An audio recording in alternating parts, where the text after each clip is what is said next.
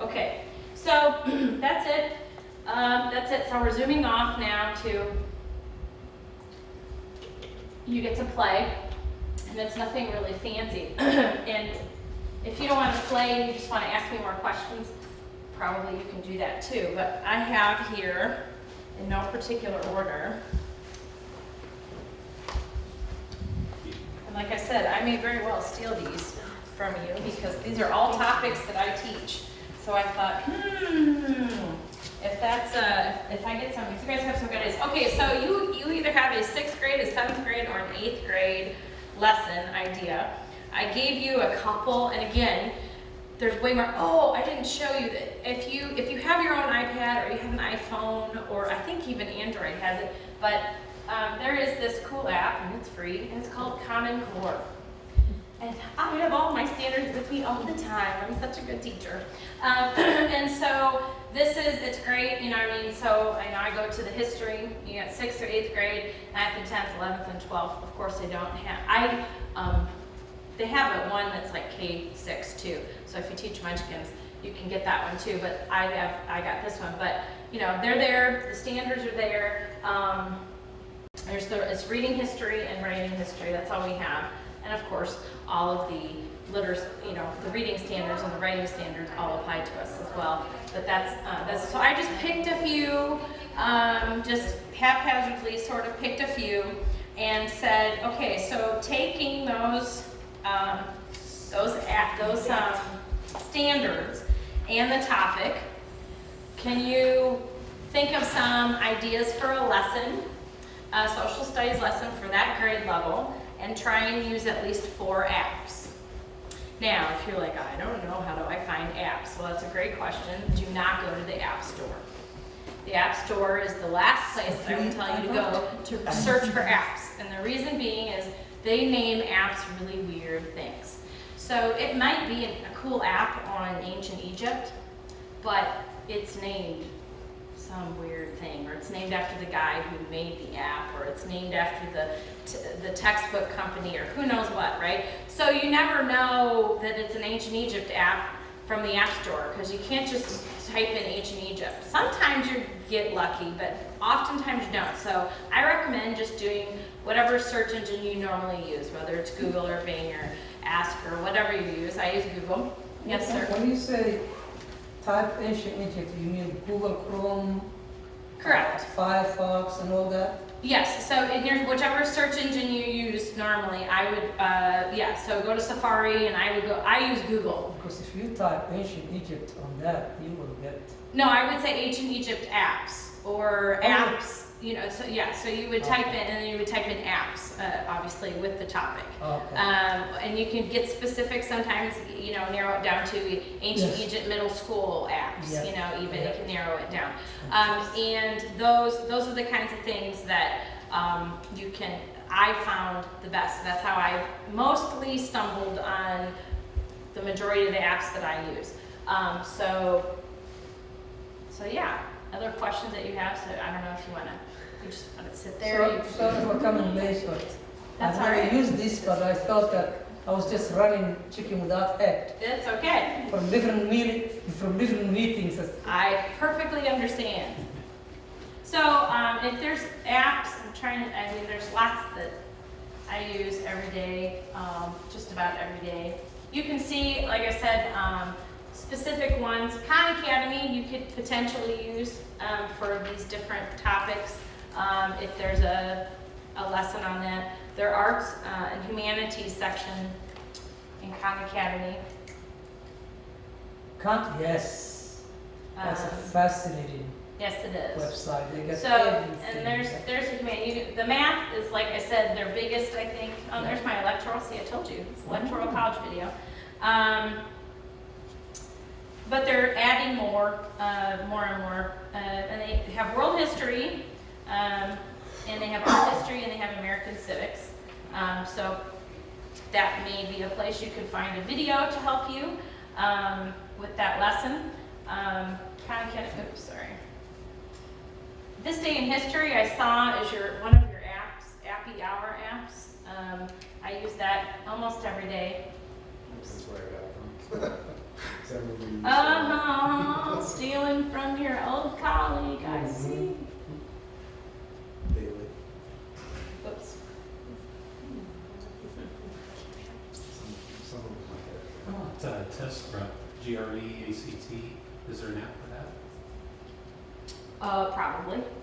that. I know there's a test app for ACT, it might cost money Mm-hmm. Does it count for the writers of the ACT? or. Yeah. Probably. There's it costs probably money other then. ones too Yeah. that are free. Don't know what You just happens. have to dig.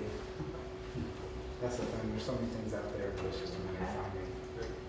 Look if I can. And Help! No. I know. See, you just had to wiggle it. The magic wiggle. Let's see, and I didn't even show you there's some other really cool, this Toontastic. Kids can make a cartoon, can draw, make their own cartoon. So, I can give them a few historical topic, the Boston Tea Party, and they can, put, the knowledge that they have from the content that they've learned and then develop it into this cartoon, which is pretty cool. Sock puppets I just found, and I haven't used it yet, but I'm so excited. But it's really cool because you can, it's really tall, and the literature, this is with your hand, the literature teacher is actually really excited about this, but you can select your characters and then write dialogue for them. So I'm, of course, social studies teacher, I'm envisioning, we could, one sock puppet could interview, Abraham Lincoln sock puppet, or two soldiers in Rome, or two, oh wow, so my mind started going, and she's going, book characters, and they could, so again, they're learning the content, and then they're being able to show you what I know. Okay, I was thinking for my 8th graders, those of you that have 8th grade, the geography is a lot of it's more what are these places like today. So I was thinking, hey, one sock puppet is a kid talking to another kid who lives in, Africa, or who lives in, and here's the cool places, and here's the cool fun things that we get to do here in Africa, or things like that. So, but I haven't used it yet, so I'm really excited to use it. I shared it with the parents the other night, and they were like, oh, that is cool. So, let's see, my Congress, that's a great one I use with my 7th graders. And you can see here, I've recently viewed our Illinois, because we just talked about our Illinois Constitution, but you can look up senators, you can go to their, they have, if they have a Twitter feed, you can go there, and you have a Facebook, you can click on there and see what they're posting, et cetera, et cetera. Probably shouldn't have brought that one up today, right? I'm hoping they get back in session by next Thursday, or I'm sunk. At least one of the places I want to go when I'm taking my 7th graders to. My Spanish, I do teach one 7th grade Spanish class, and this is an awesome app. I know it's not social studies, but this is really cool. It's called Duolingo. It's a free app. They all have it downloaded, and basically it just takes you through all these fun lessons, and it speaks to you, and then you speak into it, and then it tells you if you pronounce it right, and there's all sorts of great names, and I think it's Spanish, French, and German, I think. What you can is Portuguese. Okay, so it's a really He just got back from Germany. I learned German using this app. You did? Oh my gosh, so it's really cool, isn't it? I mean, yeah. And they just came out with a new version. You can a teacher tool, and you can pick your lessons and build no a lesson way. track for your Ooh, students. okay, see, now I haven't dug much, but the kids play this all the time. So they play it all the time. Miss Sile, we're following you, and you haven't played Duolingo in a while. I'm like, yeah, I know. I've been working, but they can follow each other. They can, and see how they're doing, and it's great because even in Spanish class, I'll say, hey, have you guys got to this lesson in Duolingo? Yeah, we did. We talked about that verb, and I'm like, oh my gosh, this is cool. So even for that, it's really neat. Well, yeah, there's ancient Greece thing there. TED is great. TED's a great app with all sorts of talks. Again, have an opportunity to hear from somebody other than me, other than the teacher every day. Lots of inspiring things. I watch a lot of them just for myself, just to learn and be inspired. Are your students responsible for downloading any individual apps they want, or is there a way that, like, if you download it, they can get it? There is a way to do that, but that's not how we do it. Okay. So we're not a big enough school and system. I work with a gentleman who, or not really work with him, but I know of him. He's on another committee with me, and he is the technology coordinator for a school district, Mr. Jerry Wand. Oh, great. Yeah. And they're not doing iPads, they're doing Chromebooks, I think. But basically, yes, he is, as the technology guy, he's, okay, teachers, what apps do you want? And then from the main server in the air. I'm not a techie at all. I couldn't tell you how this works. I'm just stupid enough to try it. Yeah, it's in the air, it's in the cloud somewhere. That's right. And so I tell people all the time, like, oh, you're so good at this. I'm like, no, I'm just dumb enough to try. I just try, and it sometimes it works, and sometimes it doesn't. Yeah, it's exactly right. You innovate, and if it doesn't work, you just fail forward and you try again. I didn't get it. What school are you teaching? I am teaching at St. Ambrose School in Godfrey, Illinois. Yes. So I teach middle school social studies. I hope your principal understands, because most of the time, as you know, they are prescribed with testing and all that. Oh, yes. So innovation is not given. No, and I am actually, I have my master's degree in curriculum and instruction, and in December I will be finishing my Type 75. So I am looking to head to the principal side and the administrative side of things. 75, right? And BF? so, not here, no, Oh. through SIU. So I'm hoping that a lot of these things that I've been doing in my classroom over the past 20 years, I'll be able to transfer over into an administrative position. But innovative, and that idea of being open to innovation truly is key. That's true. So anyway, all that to say, what we do, what we've done is we sent home a letter after all the teachers got together at the summer last year, our first year when we opened, and we said, okay, parents, here's everything that your kids need to have on their iPads when they come to school. And so we just, it was basically, instead of a supply list, it was, here's your app list. And for our new 6th graders, so they take the iPads with them, obviously, 6th, 7th, and 8th grades. But for our new 6th graders, our principal and our parish priest, who's, like I said, our sort of superintendent, if you will, decided to waive the technology fee that they pay in their 6th grade year. So that's trying to alleviate a little bit of the costs that parents are paying so that they can have a little extra money to put apps and things on there. Most kids are pretty good about not loading up their iPads with too much extra stuff. With the fact that most of them own their own iPads, we can't really do much about it unless it gets in the way of them being able to load something that we want for educational purposes. And then we go, hey, you gotta get rid of something else. If this isn't, you don't have enough room for this, you need this for school, so figure out what you want to get rid of that's not school related.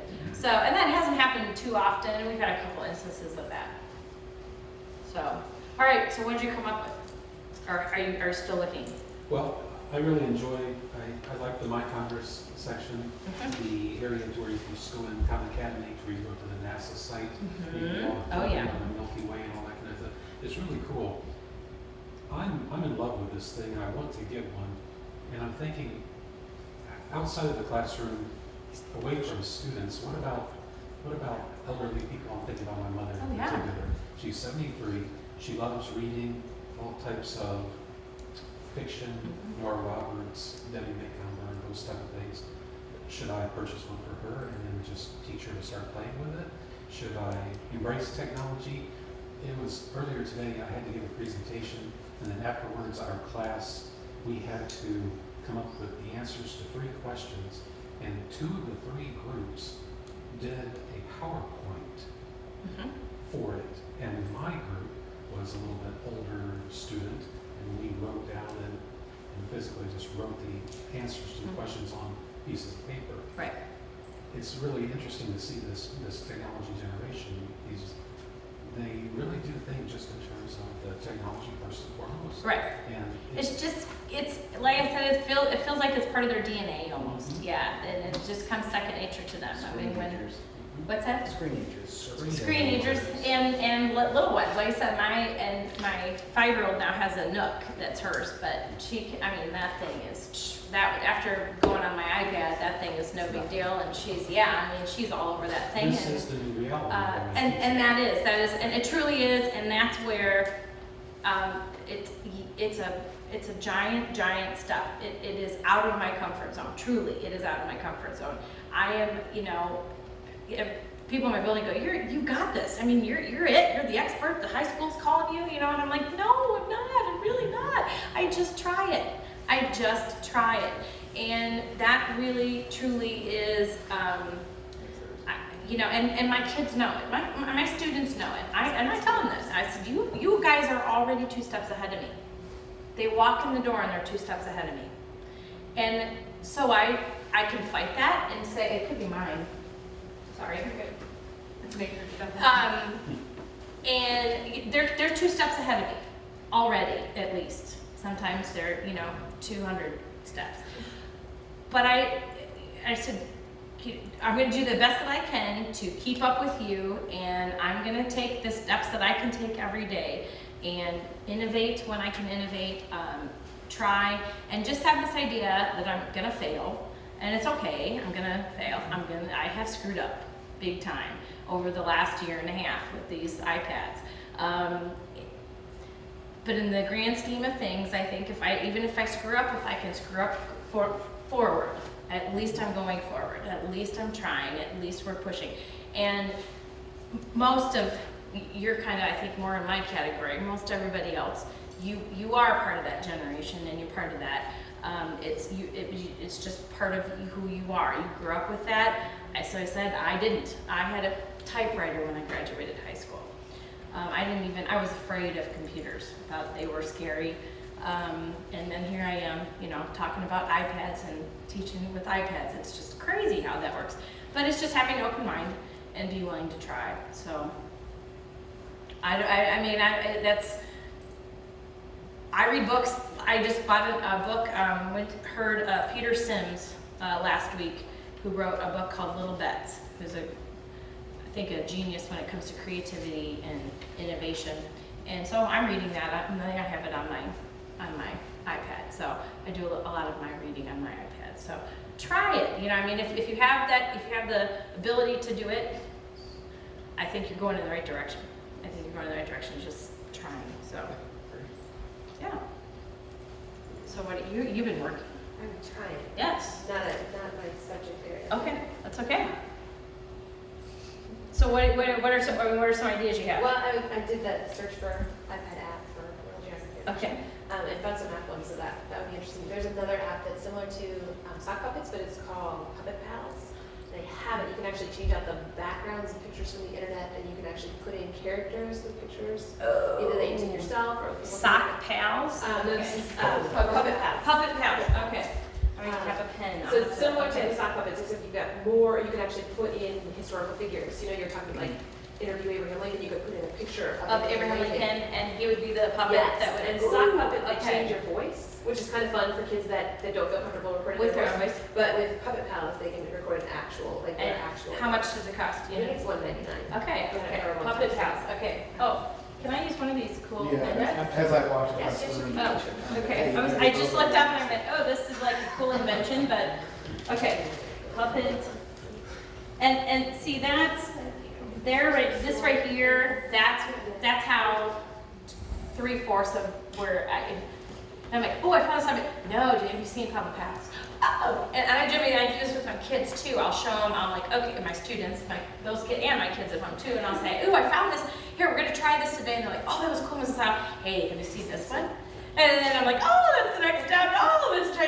So it's just one thing after the other, and it gets overwhelming. It can get overwhelming. And so what I had to do, especially between our first year, where I had this like, oh, here are the 700 apps I'm gonna use this year. And then it was like, whoa. I don't have enough time in a day let alone in a 43-minute class period, to try as much. So I had to kind of narrow it down to, these are the ones I really, really use a lot. Like I use Google Earth constantly, almost every day. I've got all sorts of Google activities. I've introduced my literature teacher to Google Lit Tours, which is, if you go to googlelittours.com, it's really cool. They take books, pieces of literature that took place in different countries and everything, and through Google Earth will zoom you into Paris, France, it took place, or and it'll take you and tour you through the town, if you will, or this place that book takes place. And so they have a lot of high school books, but they're starting to add more to the middle school the segment as well. And I came across that this summer, and I zipped that off to her. And I'm like, oh, you're gonna love this. So she's gonna work on that second semester, trying to incorporate that. But that's I get newsletters from the tech places, different 21st century newsletter and ASCD news briefs and all that. And there's always a lot of times there'll be an article, hey, 7 best educational apps, and I'll click on that and I'll go, ooh, I use those too, but I haven't tried that. I wonder what that's like. And so again, just innovating, but trying not to get too overwhelmed and try too many new things, because that's kind of where I was last year, and I've sort of starting to narrow it down to this year with, okay, these are the have-to-haves, and we use a lot, and then okay, for geography I'll throw this one in, or for U.S. history I'll throw this one in, and that sort of thing. So yeah. Well, it's only 1:40. A lot of really wonderful information though. We got through a lot. I know, but I Are hope there, it was good. No, I don't know. So, are there any other questions? yeah, you can. Yeah, please feel free. Keep working. I really enjoyed what you had to say. Well, thank you, and Great. good questions too, and hopefully helpful answers, or Yes. at least sort of helpful. But So, unless there are more questions on the iPads that you guys are using, you can hold on to as long as you're in here and keep experimenting with them. I don't think that you're gonna jet out in the next 3 minutes. no.